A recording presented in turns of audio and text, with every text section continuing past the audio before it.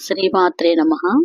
क्षितौ षट्पञ्चाशद्विसमधिकपञ्चाशदुदके हुताशे द्वाषष्टिश्चतुरधिकपञ्चाशदनिले दिवि द्विषष्ट्रिंशन्मनसि च चतुष्षष्टिरिति ये मयूखास्तेषामव्युपरि तव పాదాంబుజయుగం.